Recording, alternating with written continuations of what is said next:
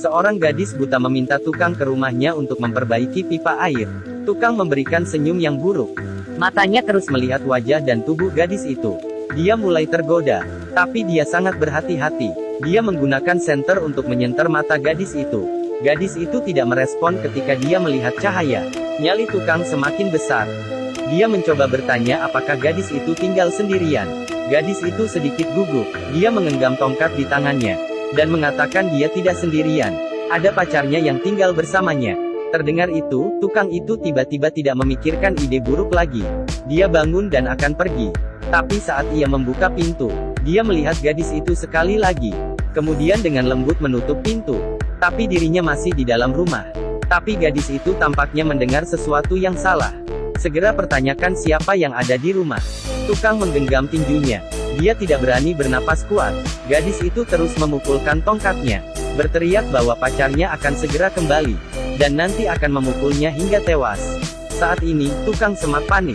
Lengan dan kaki kecilnya juga dapat menggertak wanita. Tapi gadis itu hanya menggertak.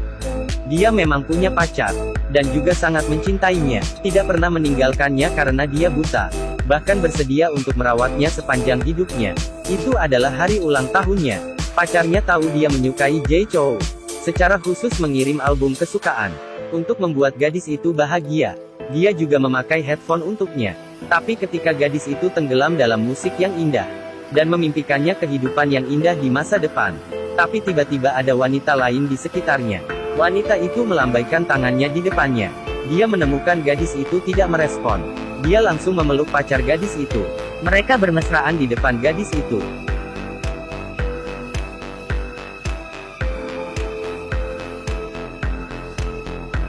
Pacar yang malang membiarkan gadis itu memperbaiki pipa air.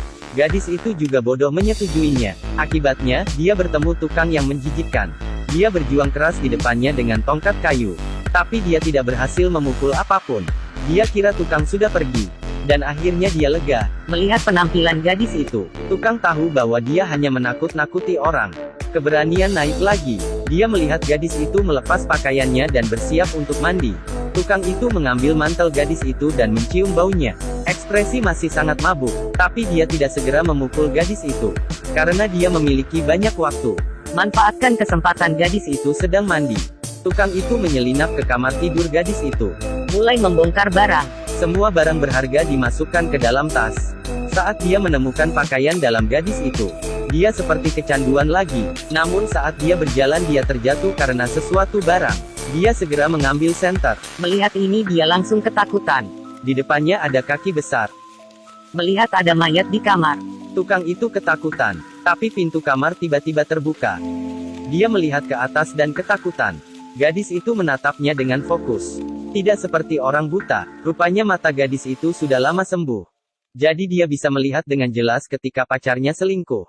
Hal yang paling menyakitkan, yaitu ditipu oleh seseorang yang Anda cintai. Jadi dia ingin pria sampah ini untuk membayar harga.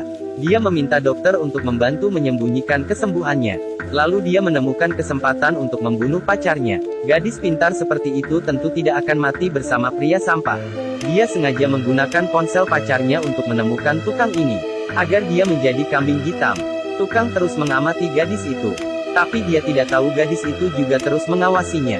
Pria sampah biasanya lebih gampang terpancing. Dan tidak akan rasa bersalah setelah membunuhnya. Penakut dan lemah. Jadi setelah ketakutan, dia tidak ada sedikit pun perlawanan. Selain itu, dia mencuri uang dan memasukkannya ke dalam tasnya.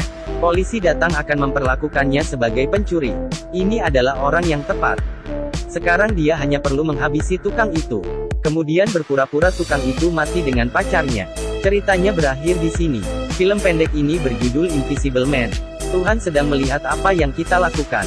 Jangan mencoba mencelakai orang, apalagi wanita. Tetapi gadis yang sendirian di rumah juga harus memperhatikan keselamatan. Tentu saja, jika Anda seperti gadis dalam film ini, maka aku harus khawatir pada orang jahat. Terima kasih sudah menonton.